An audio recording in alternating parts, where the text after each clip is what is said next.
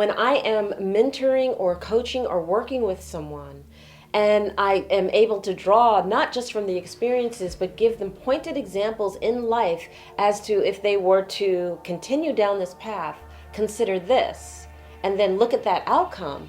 And then if they were to step back, pause for a moment, allow things to unveil, and stop putting their emotional body first, and taking the emotions out of it and looking at that same reality, what is it that you're learning?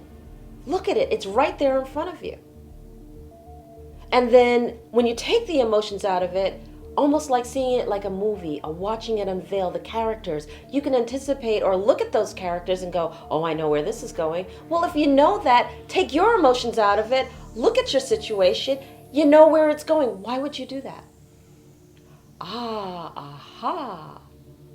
Look at it sometimes without the emotions leading, and I say emotions, I mean like that pride that says I have to have the control, or I have to have, the power, or the victim. It always happens to me. I can never get out of this. What do I do? How do I change this? Pull that emotion out, see where that path is going, notice it, and make a different decision. So I had to learn about what it meant to be an elder. When I looked at Grandmother Isabel, and I looked at Grandmother Shirley, when I looked at all of these women, the one thing that they had in common and proud about was their gray hair. Like, honey, you're a baby until you have your gray hair. Or we can't even take you seriously until your gray hair is front and center and showing. And it just made me smile and grow, because the gray hair represented the maturity that you had now lived enough of life to be able to share your experiences with someone younger and guide them. One of my grandmothers is 82 years old, and she shared with me, you have women's empowerment, all of the components of it, you're just not organized, honey. Let me help you. Let me help organize you. And Grandmother Shirley, God bless her, and she's raring to go to this day, helped me to organize my thoughts and my practices and my exercises and everything I wanted for women's empowerment in a methodology that I would have never, ever thought to have done. She made it akin to alchemy, which is a natural stage. And then what she did is she helped me to understand how to organize my thoughts and organize what it is I had by saying, take something that you know really well. Well, I knew fiber arts.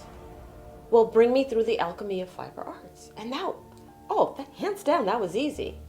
First, you have a sheep. The sheep is shorn. I take the sheep's shorn wool and it's skirted. And then after it's skirted, then I decide that I'm going to comb it so that the fibers are uniformed. And after I comb it, I have a decision. I can keep it that way, or I can color and give it color. And then I can dye it. I can dye it in a chemical way, or I can dye it in a natural way with food. And then once I dye it, then I have many facets of which way I want to go. Do I want it to be artwork? Do I want it to be something that I wear? How do I want this fiber to evolve? Where do I want it to go so that it's in its fullest being, in its beauty? And I was able to lay that out inside of a week, against the processes. She says, oh, you did that well, and we reviewed it, and we went over everything, and she says, okay, now do it with human behavior.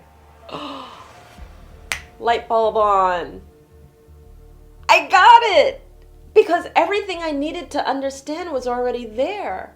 I knew how I wanted to work with women. I knew how I wanted to work with people. I knew how I wanted to empower them. I knew I had this component and that component, but it wasn't organized.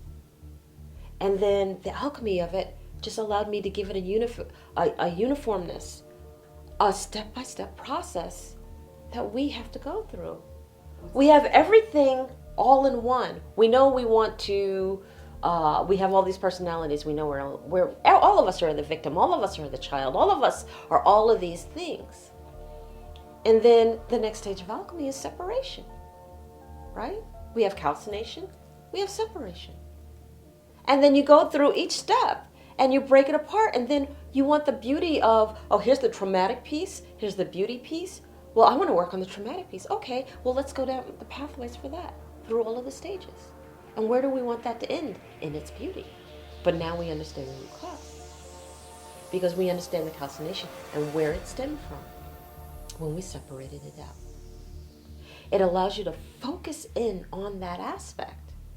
Understand exactly where that aspect started. When did you start feeling like a victim? When this trauma happened. What was that trauma? Well, here's a series of traumas, and let's see where each one of those branches took you to. Which one makes you feel this the most? Or is it a collection? And if it's a collection, we'll work on all three. And if it's one, let's get there.